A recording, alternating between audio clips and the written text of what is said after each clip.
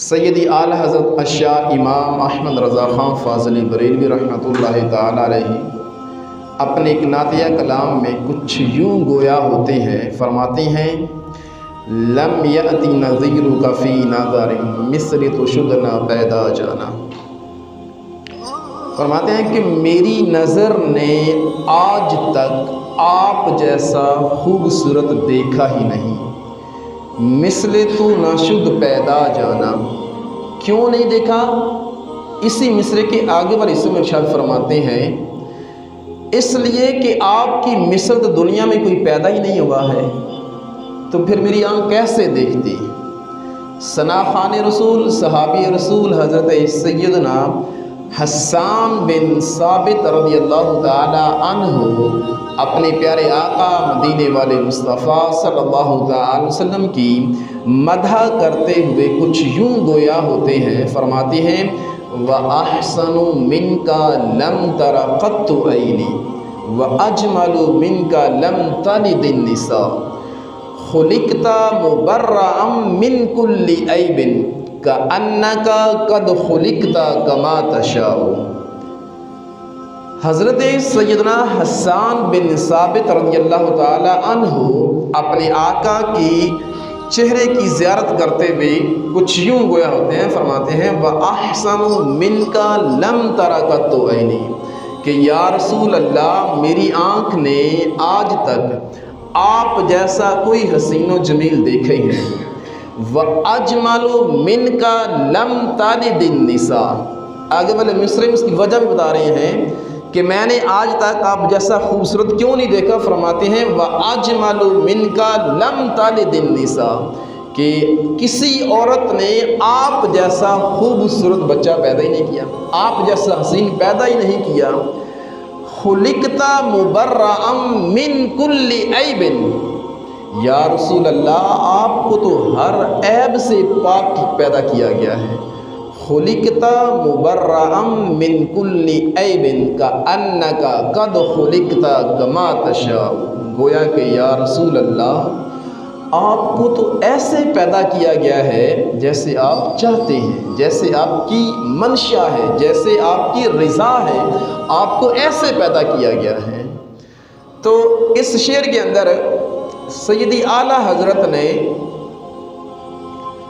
اپنے آقا مدینے والے مصطفیٰ صلی اللہ علیہ وسلم کو فرمایا کہ آپ کی ذات بے مثل ہے۔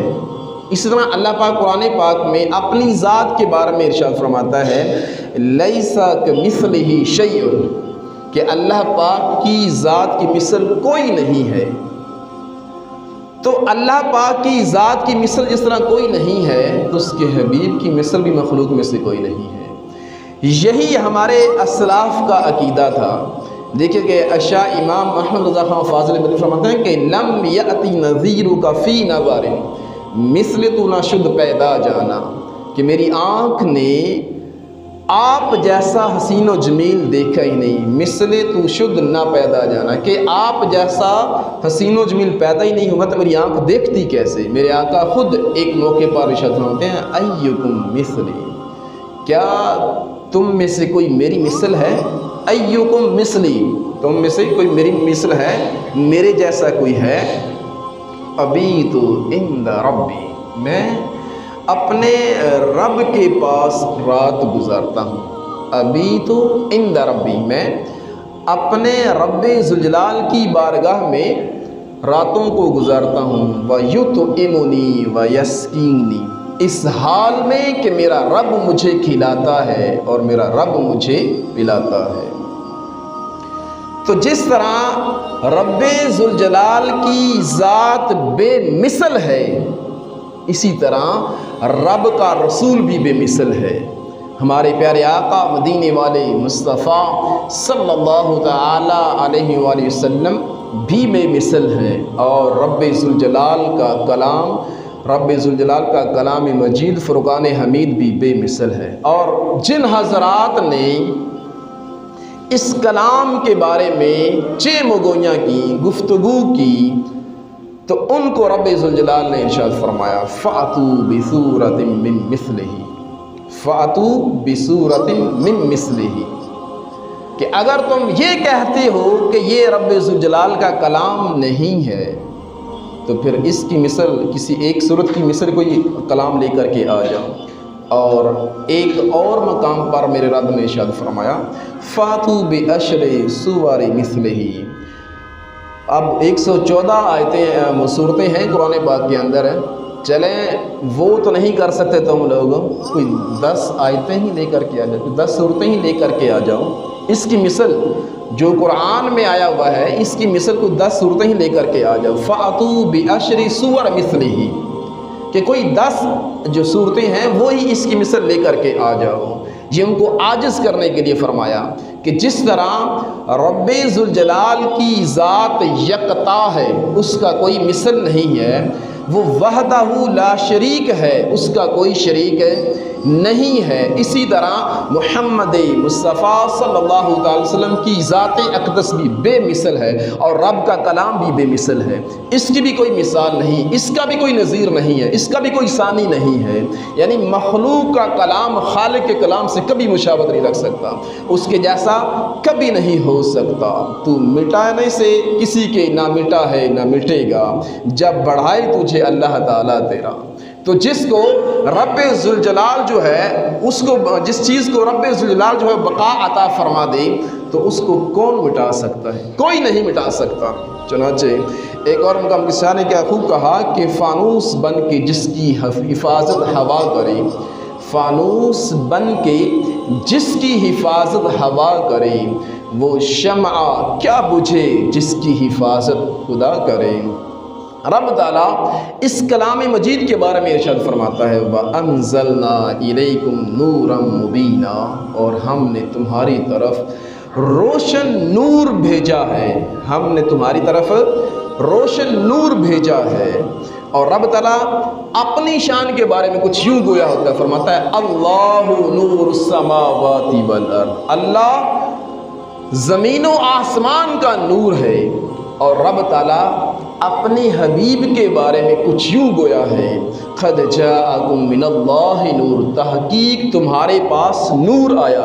تو دیکھیں یہاں پر رب ذوالجلال نے قرآن پاک کو نور ارشاد فرمایا، رب تعالیٰ نے اپنی ذات کو نور ارشاد فرمایا، رب تعالیٰ نے اپنے حبیب کو نور ارشاد فرمایا۔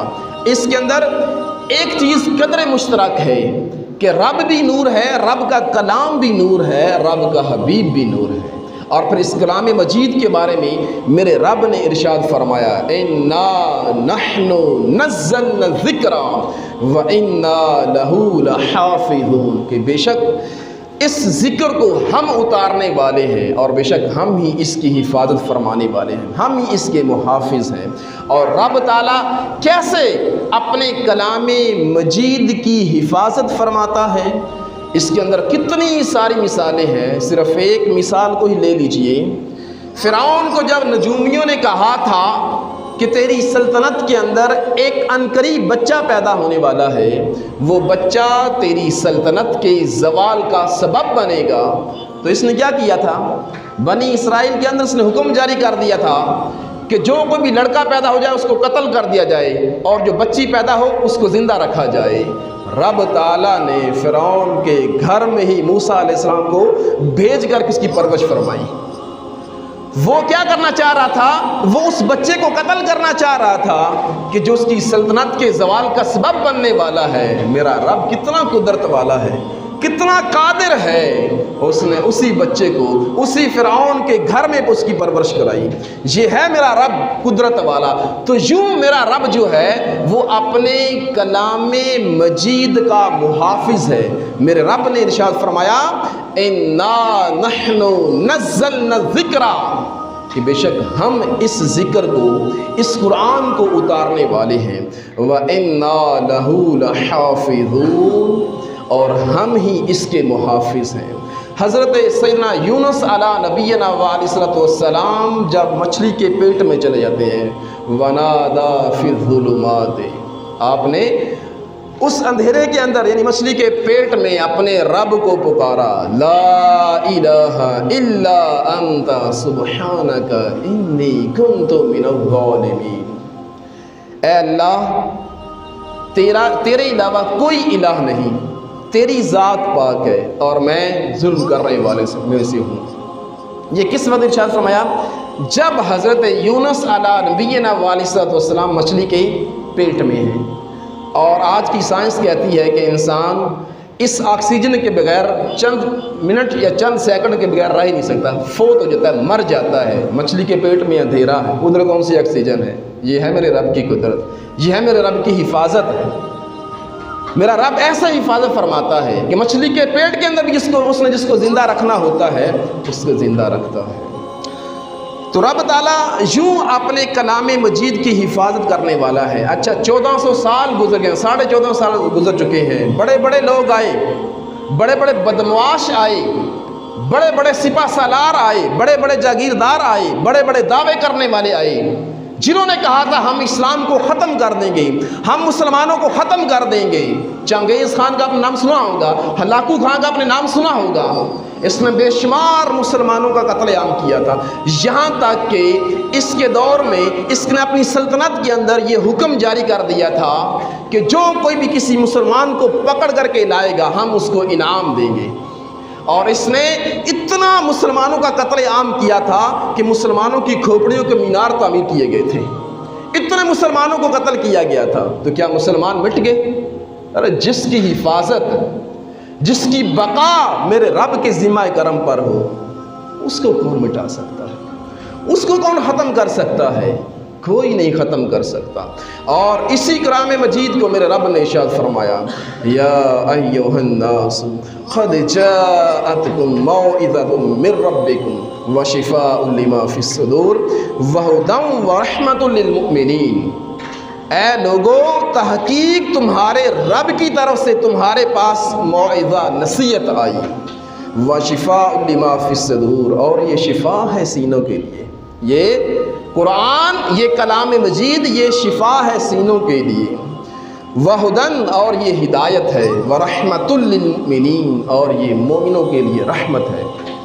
موعظہ نصیحت، اس کا مطلب یہ ہے کہ وہ بات، موعظہ اس چیز کو کہتے ہیں، اس بات کو کہتے ہیں کہ جس کے کرنے سے دل نرم پیدا ہو جائے، دل کے اندر نرمی پیدا ہو جائے، دل نرم ہو جائے، دل موم ہو جائے، اسے موعظہ کہتے ہیں۔ تو گویا کہ رب کے کلام کی جو آیتیں ہیں یہ انسان کے دل کو موم کرتی ہیں، انسان کے دل کے اندر نرمی پیدا کرتی ہیں۔ آپ جانتے ہیں جب کسان نے اپنے کھیت کے اندر فصل کو اگانا ہوتا ہے تو وہ اپنی زمین کو سب سے پہلے نرم کرتا ہے، اس کے اندر ہل چلاتا ہے، اس کو نرم کرتا ہے، اس کے اوپر سہاگا پھیرتا ہے، اس کو نرم و ملائم کرتا ہے، پھر اس کے اندر بیج ڈالتا ہے، پھر اس کو پانی دیتا ہے، پھر اس کی جو ہے وہ فصل جو ہے وہ پھر وہ اگتی ہے، پھر وہ اپنے پائے تکمیل تک پہنچتی ہے، پھر وہ فصل اس کو اناج دیتی ہے، اس کو پھل دیتی ہے۔ تو اسی طرح انسان کو بھی جو ہے یہ موعظہ، یہ قرآن پاک کی آیتیں جب انسان پر تلاوت کی جاتی ہیں، جب انسان پڑھتا ہے، ان کی تلاوت کرتا ہے، تو انسان کا دل بھی نرم ہوتا ہے، اور پھر اس کو بھی پھل ملتا ہے نیکیوں کا، رحمت کا، شفقت کا، عذاب کا، حقوق کا، اس کو پھر پھل ملتے ہیں۔ یہ ہے موعظہ۔ تو جب انسان قرآن پاک کی تلاوت کرتا ہے تو یوں رب ذوالجلال پھر اس کو نیکیوں کی فصل عطا فرماتا ہے، نیکیوں کا پھل عطا کرتا ہے۔ تو یوں یہ قرآن پاک جو ہے بندے کے لیے نصیحت بنتا ہے۔ اور یا ایھا الناس، علماء کرام بیان فرماتے ہیں یا ایھا الناس جہاں پر بھی آیا ہے تو اس سے پوری مخلوق مراد ہے، یعنی یہاں دنیا کے اندر بندے اپنی جو کچھ بھی پہچان رکھی ہوئی ہے، وہ اپنے آپ کو ہندو کہتا ہے، وہ اپنے آپ کو سکھ کہتا ہے، وہ اپنے آپ کو بدھ مت کہتا ہے، وہ اپنے آپ کو یہودی کہتا ہے، نصارہ کہتا ہے، عیسائی کہتا ہے، مسلم کہتا ہے، جو کچھ بھی اس کی پہچان ہے، اس سے مراد سارے کے سارے اس کے اندر داخل ہیں۔ یعنی یہ ہدایت، یہ نرمی، یہ نصیحت، یہ صرف مسلمان کو حاصل نہیں ہوگی، بلکہ اگر کوئی کافر بھی حاصل کرنا چاہتا ہے اس کو بھی نصیحت حاصل ہوگی۔ وہ بھی اگر قرآن کی تلاوت کرے گا، وہ بھی اگر قرآن کے تلاوت آیات کی تلاوت کرے گا تو اس کے دل کے اندر بھی نرمی پیدا ہو جائے گی، اس کا دل بھی موم ہو جائے گا۔ یا ایھا الناس، تو یا ایھا الناس مراد سارے کے سارے لوگ ہیں، اگرچہ انہوں نے دنیا کے اندر اپنی کوئی بھی پہچان رکھی ہوئی ہے، تو یہ تمام انسانوں کے لیے۔ اور آخر میں اسی آیت کے آخر میں کہا کہ وَرَحْمَةٌ لِّلْمُؤْمِنِينَ، جو ایمان والے ہیں، جو اس کلام کے ماننے والے ہیں، ان کے لیے تو یہ سراسر رحمت ہے، ان کے لیے یہ سراپا رحمت ہے کہ جب انسان قرآن پڑھتا ہے اس کے دل کے اندر رب کی طرف سے سکینہ نازل ہوتا ہے، اس کی پریشانیاں ختم ہوتی ہیں، اس کو دلی طور پر سکون حاصل ہوتا ہے جو دنیا کی چیزوں میں نہیں ہے۔ دنیا کے اندر آسائشیں تو مل جاتی ہیں، لیکن روحانی سکون، اطمینان قلبی، وہ صرف اور صرف اس قرآن سے ملتا ہے، اللہ کے ذکر سے ملتا ہے، اللہ کی یاد سے ملتا ہے۔ تو جس نے اس ذکر سے منہ پھیرا وہ گمراہ ہو گیا، وہ اللہ کی یاد سے، وہ اللہ کی رحمت سے دور ہو گیا۔ تو لہٰذا جو چاہتا ہے کہ وہ اللہ کا قرب حاصل کرے تو اس کے لیے پھر یہی ایک حل ہے، وہ اس کلام مجید کے ساتھ محبت کرے، اس کلام کے ساتھ محبت کرے اور اس قرآن کی تلاوت کرے۔ جب اس قرآن کی تلاوت کرے گا، جب وہ ان آیتوں پر غور کرے گا تو رب تعالیٰ اس کو نور عطا فرمائے گا، رب تعالیٰ اس کے دل کے اندر نور لے لے گا اور ایسا اطمینان قلبی عطا فرمائے گا اور ایسا اس کو سکون نصیب ہوگا کہ دنیا کی کسی چیز میں وہ سکون نہیں ہوگا جو اس کو قرآن سے ملے گا۔ آئیے ذرا آج سے 2 دن پہلے جڑا والا میں جو واقعہ ہوا، جو قرآن پاک کی بے حرمتی کی گئی، بہت ہی دل خراش واقعہ ہے اور انتہائی دل کو تڑپا دینے والا یہ واقعہ ہے۔ اور زیادہ دکھ اس وقت ہوتا ہے، تکلیف زیادہ اس وقت ہوتی ہے جب ملک ہو اسلامی جمہوریہ پاکستان، رہنے والے ہوں مسلمان، اور ایک مسلمان کھڑا ہو کر کے حمایت کرے عیسائیوں کی، حمایت کرے باطل لوگوں کی، اور اس کو یہ تکلیف نہ ہو کہ قرآن پاک کی بے حرمتی ہوئی ہے، اس کو یہ تکلیف ہوتی ہے کہ ان کے گھر اجڑ گئے ہیں، اس کو یہ تکلیف ہوتی ہے کہ ان کو بے گھر کیا گیا ہے، ان کے گھروں کو توڑا کیا گیا ہے، ان کے سامان کو نذر آتش کیا گیا ہے، اس کی تکلیف ہو رہی ہے اس کو۔ لیکن جو قرآن پاک کی بے حرمتی ہوئی ہے اس کی تکلیف نہیں ہوتی اس کو۔ کتنا یہ دیکھیے کہ دوغلی پریسی ہے، ایک بندہ اپنے آپ کو مسلمان کہتا ہے، اپنے آپ کہتا ہے کہ میں مسلمان ہوں اور اسلامی جمہوریہ پاکستان کے اندر رہنے والا ہے، اور چینل بھی ہو مسلمانوں کا اور پاکستان کے اندر چلنے والا ہو، جیو نیوز ہو، اور بیٹھ کر کے وہ یہ کہے کہ اسلام کے نام پر جو ہے وہ ڈکیتی کی گئی، وارداتیں کی گئیں۔ کتنے افسوس والی بات ہے، کتنے دکھ والی بات ہے کہ مذہب کے نام پر جو ہے وہ فساد پھیلایا گیا۔ بھئی جو غلط ہوا اس کو کوئی بھی ٹھیک نہیں کہتا ہے، لیکن یہ تیرے زبان، یہ لفظ کہتے ہوئے تیری زبان وہ کیا جلتی ہے کہ قرآن پاک کی بے حرمتی کیوں کی گئی؟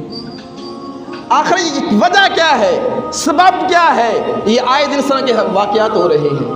کچھ عرصہ پہلے نا آپ نے سنا ہوگا، یہ باہر ملک والے آپ کو پتہ ہے یہ سب حرکتیں کرتے ہی رہتے ہیں۔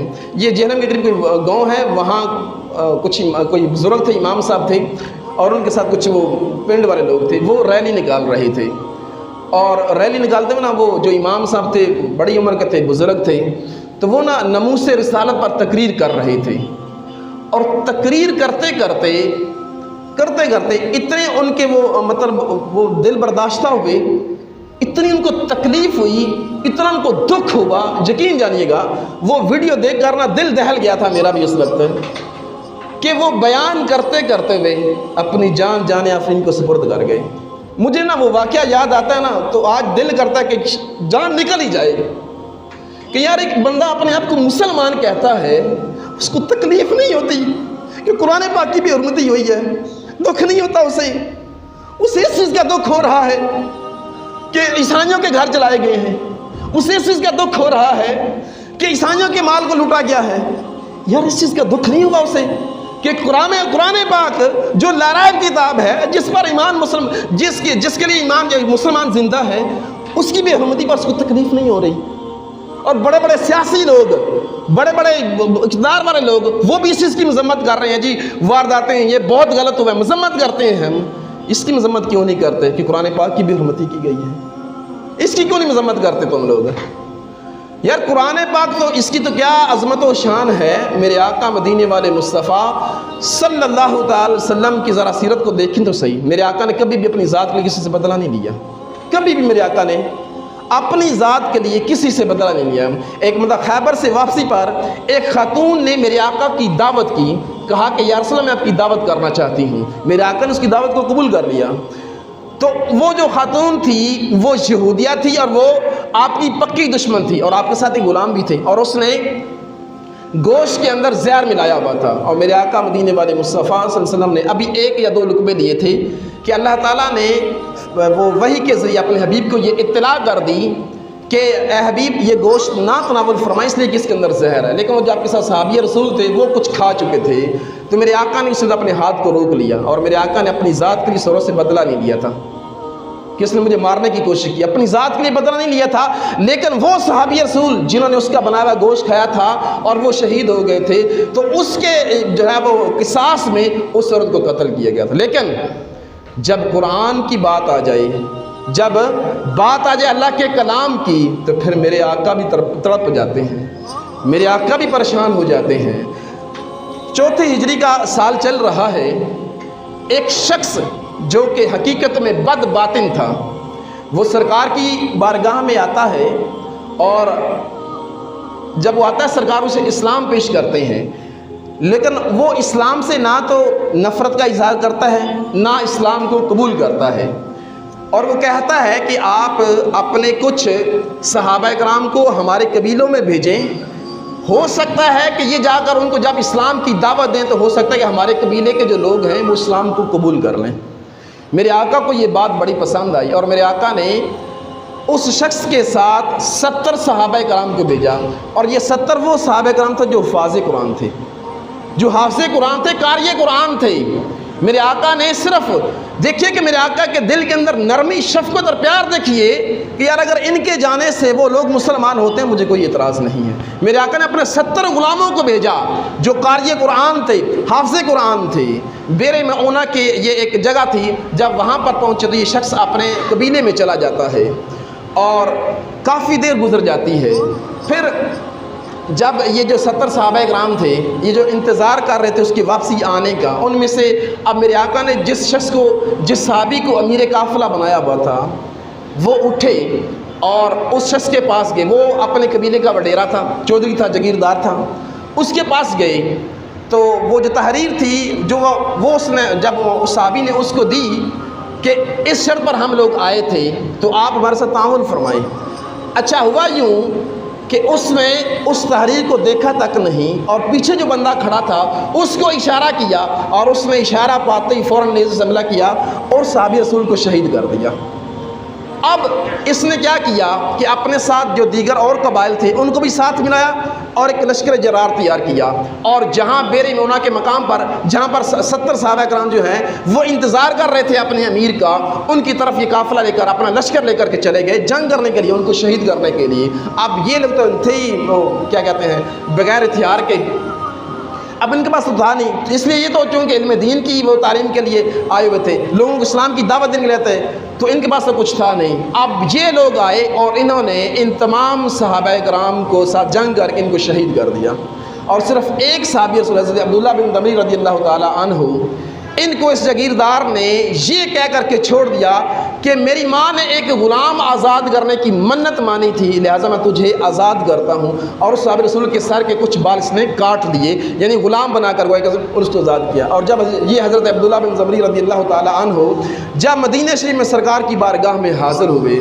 اور سرکار مدینہ راحت قلب و سینہ صلی اللہ علیہ وسلم کی بارگاہ میں جب یہ واقعہ سنایا جاتا ہے, میرے آقا کا دل نازنین جو ہے وہ کبیدہ خاطر ہو جاتا ہے. آپ کے چہرہ انور پر سرخیاں دوڑنے لگتی ہیں, اور آپ کو اتنی تکلیف ہوتی ہے. راوی کہتے ہیں کہ آپ کی پوری 63 سالہ زندگی میں اتنا آپ کو دکھ نہیں ہوا تھا جتنا دکھ ان قرہ صحابہ کرام پر ہوا تھا, ان کی شہادت پر ہوا تھا کہ یہ قرآن کے حافظ تھے, یہ قرآن کے قاری تھے. اتنا دکھ ہوا تھا, اور اتنا دکھ ہوا تھا میرے آقا کو کہ 1 مہینہ لگاتار, 1 مہینے تک لگاتار میرے آقا مدینے والے مصطفیٰ مصطفیٰ صلی اللہ علیہ وسلم نے جب فجر کی جماعت کرایا کرتے تو فجر کی جماعت میں دعائے قنوت پڑھ کے ان کے لیے بد دعا کیا کرتے تھے جن لوگوں نے ان صحابہ کرام کو شہید کیا تھا۔ 1 مہینے تک اتنا دکھ ہوا تھا میرے آقا کو قرآن کے قاریوں کے شہید کرنے پر، اتنا تکلیف ہوئی تھی۔ اور آج کا مسلمان اپنے آپ کو مسلمان کہتا ہے، حیرانگی کی بات ہے۔ یہ اصل میں پتہ وجہ کیا ہے؟ یہ وہ لبرل لوگ ہیں جو اسلام کو پسند نہیں کرتے، اپنے آپ کو کہتے ہیں مسلمان ہیں لیکن یہ اسلام کو پسند نہیں کرتے، یہ حقیقت میں منافق ہیں۔ چونکہ 4 سے 14 سال پر منافق بھی تھے نا، جو اپنے آپ کو کہتے تھے مسلمان تھے لیکن وہ حقیقت میں مشرکوں کے ساتھ، کافروں کے ساتھ ملے ہوئے تھے۔ ایسے لوگوں کے بارے میں رب تعالیٰ قرآن پاک میں ارشاد فرماتا ہے، اور آج کل کے جو لبرل ہیں وہ بھی اس سے توجہ حاصل کریں۔ قرآن پاک میں رب تعالیٰ ارشاد فرماتا ہے وَلَن تَرْضَ عَنْكَ الْيَهُودُ وَالنَّصَارَى، ہرگز تجھ سے یہود و نصارہ راضی نہیں ہوں گے۔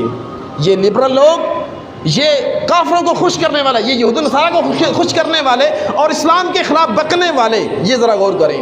رب تعالیٰ شاہ فرمایا کہ تم سے یہ یہود و نصارہ خوش نہیں ہوں گے، ہرگز خوش نہیں ہوں گے، حتیٰ تتبع ملتہم، یہاں تک کہ تم ان کے دین کی پیروی نہ کر لو، حتیٰ تتبع ملتہم، یہاں تک کہ تم ان کے دین کی پیروی نہ کر لو، اس وقت تک یہ تم لوگوں سے راضی ہونے والے نہیں ہیں۔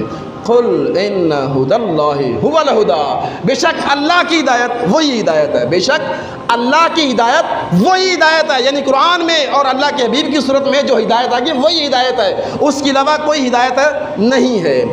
وَلَئِنِ اتَّبَعْتَ أَهْوَاءَهُمْ بَعْدَ الَّذِي جَاءَكَ مِنَ الْعِلْمِ، اور اگر تو نے ان کی خواہشات کی پیروی کی بعد اس کے کہ تیرے پاس علم آ چکا تھا، مَا لَكَ مِنَ اللَّهِ مِنْ وَلِيٍّ وَلَا نَصِيرٍ، تو پھر تجھے اللہ سے بچانے والا کوئی نہیں ہوگا، کوئی مددگار نہیں ہوگا۔ آج تو پیسے لے کر بکواس کر رہا ہے نا، ٹی وی چینل پر بیٹھ کر بھونک رہا ہے تو، لیکن یہ سانسیں یہ تھوڑی سی رہ گئی ہیں، یہ زندگی کے چند ایام ہیں، کیا کرو گے اللہ کے پاس؟ اللہ سے کوئی بچانے والا نہیں ہوگا۔ ما لک من اللہ من ولی ولا نصیر، اللہ سے تجھے کوئی بچانے والا نہیں ہوگا، ولا نصیر، کوئی تیرا حمایتی نہیں ہوگا، کوئی تیرا مددگار نہیں ہوگا۔ لہٰذا میٹھے اور پیارے اسلام بھائیو، ہمیں پہچاننا چاہیے کہ ہمارا دشمن کون ہے اور ہمارا ساتھی کون ہے، ہمارا دوست کون ہے، اور ضروری نہیں کہ داڑھی کی شکل میں بیٹھنے والا جو ہے وہ قرآن کی بات کرنے والا وہ حقیقت میں واقعی مسلمان ہو، وہ سچا عاشق رسول ہو۔ اس کی اسے پتہ چلے گا جو شریعت کی جو ایک اس کی جو حقیقت ہے، جب تک اس کو بیان نہیں کرے، جو شریعت روح ہے جب تک اس کو بیان نہیں کرے گا، اور اللہ رسول کے ساتھ محبت کی جب تک وہ بیان نہیں کرے گا، اور یہ چیز جب تک اس کے سینے کے اندر نہیں آئے گی، وہ قطعاً وہ مسلمان نہیں ہو سکتا۔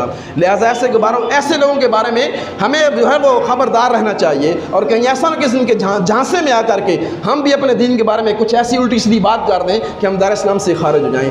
رب عزوجل کی بارگاہ میں دعا ہے کہ جو چند ایک باتیں میں نے اپنی بارگاہ میں پیش کی، رب تعالیٰ ہم سب کو عمل کر